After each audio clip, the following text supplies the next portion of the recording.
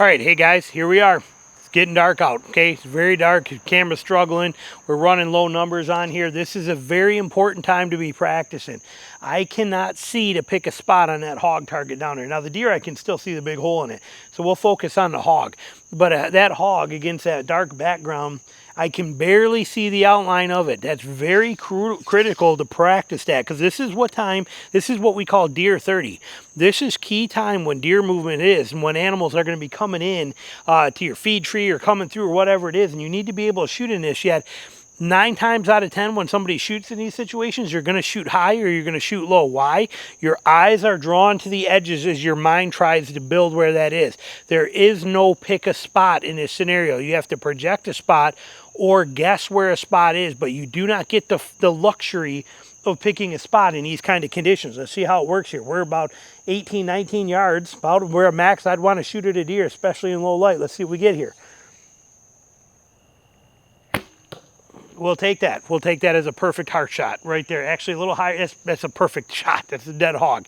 Okay, but it's tough to do. You cannot pick that spot. You cannot identify it. Actually, on a hog, that's pretty dang perfect and right there. Just hugging that shoulder. We got cats fighting and dogs chasing them. But I'd actually like to be back a couple inches on that more.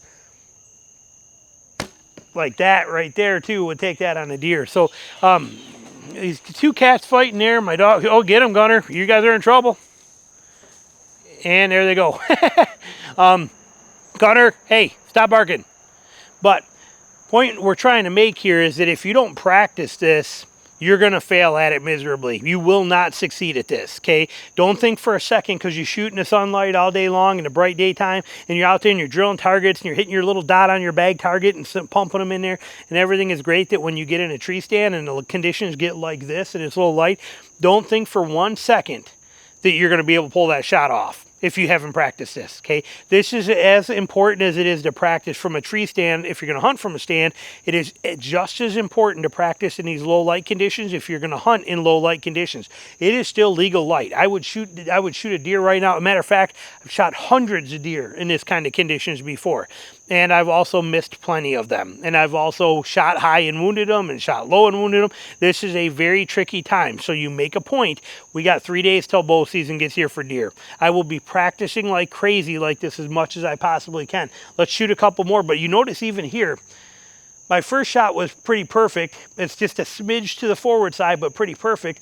Then I tried to bring it back a little bit, and when I did that, I'm over about 6 inches over. It's still perfect. They're still both kill shots, but it's getting trickier. It's getting really hard on my mind. Let me go grab those. We'll shoot a couple more, but to understand the reality of this and what it comes down to is that you're going to fail at this unless you practice it. I cannot emphasize that enough. Your mind cannot pick a spot. Your mind is going to be drawn to the angles where that leg is, and that's where you're going to aim at, and you're going to end up missing low, or you're going to aim, your eye's going to be drawn to that top of that back, and you're going to miss there. A deer, when you're from a stand and the color changes with the black stripe they got down them and from up above and the way that things curl, it's gonna screw with your mind. It's going to be a problem. It's going to cause you issues. And you need to practice that. The only way to practice that is do what I'm doing right now. Come out here, shoot these things, give it your best, give it everything you got, try to do it. Now, for a lot of people, I know that ranges are closed and this is pretty tough to do and this is kind of hard to make happen, but the reality of this is that if you don't practice this, you have no business being out here hunting, okay? That's what it boils down to, because it is that critical.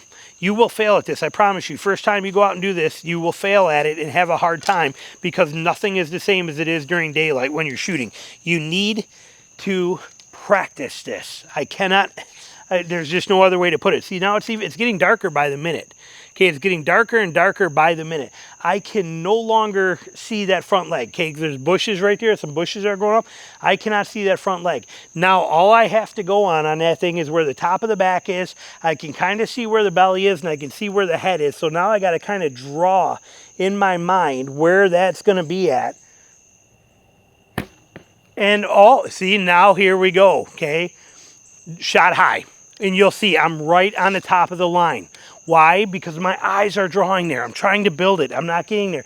Now I got to do math in my head to bring that down. We're still legal light. It's still huntable. He's still there. But we gotta project the spot now, and then we smoke it. Let's walk down there and look at that. Okay, the first one where we're trying to build it, we fail. Okay, we fail. We fail miserably. Well, I guess it's still in there. From back there, it looked high. Okay, let me make sure you can see this. Hold on, we'll turn you because this is getting pretty dark over here. Oh, it's pretty dark. Matter of fact, I don't have my flashlight on me either. Sorry, not too much I can do because we're getting dark. But we are still in the vitals, but we are high. This arrow is running high on the top of this because our eyes are drawn to the lines that are on the top of this. Okay, down here we made a perfect, absolute perfect shot because I was able to project that shot. I projected where I wanted that shot to actually hit at, and we were able to make it perfectly. But you cannot pick a spot in these kind of conditions. Let me bring you around where you can actually see me a little bit better here, and make it where, let's spin you this way. And we can finish this out here for you. But in order to do this, the reality of all of it is you got to practice it. You can see it's getting dark. Okay, it's getting dark. There's no two ways about it. Low light conditions are going to come in fast. They're going to go down fast. It's all going to go downhill pretty quick. It is what it is, and there's no way to beat it. What you can do, though, is practice to shoot through it and do it the right way. Now, there's coming a time where when you can no longer identify, like we were just at, you can't identify that top and that bottom, and you can't pick a spot on there or project it, you really have no business shooting anymore. Okay, it's time to call it quits and call it done. Okay, but it's that in that fine line that you're going to ride through there that stuff happens and things go bad or get worse. So you got to know when to have the discipline to say enough is enough and I can't make this shot no more. I can't do it. And you also have to be able to know when to when you can and when it's good. I mean, I don't really know a better way to explain this to you because, like I said, it is kind of a touchy-feely kind of situation and position to be in here, but this is the reality of hunting in low light. You're going to have opportunities that are going to be there. It's your ethical choice to make it and your decision if it's worth making. But either way, if you haven't practiced it and know what you're going to be able to do and what you can't do, you have no business taking the shot or even trying. I guess that's the best way to put it here. Practice this. Learn what you can and you can't do. Learn how good and great or bad you do. Learn when you got to cut it off. Learn when you can no longer see it as too much and you can't take the shot anymore. Learn this. The only way you do that, through practice. So practice, practice, practice these low light conditions. If you cannot do this at home, like I can here, and the ranges are closed, you're going to have to find a way. Grab your 3D target, go out in the woods and set it someplace where you can, and then shoot at it there. This is the reality of it. But you have no business hunting in low light conditions, either beginning of first light or in the evening, if you don't practice it. You have no business shooting it at all because it is a total different world with absolute zero spot picking ability, and either find a way to practice to make it happen or don't do it and be done hunting earlier. It's what it boils down to. There's no two ways about it. But we owe it to the animals to make these as ethical as possible. I know where my cutoff is. You need to know where your cutoff is. So hope you enjoyed the video. Thanks for watching.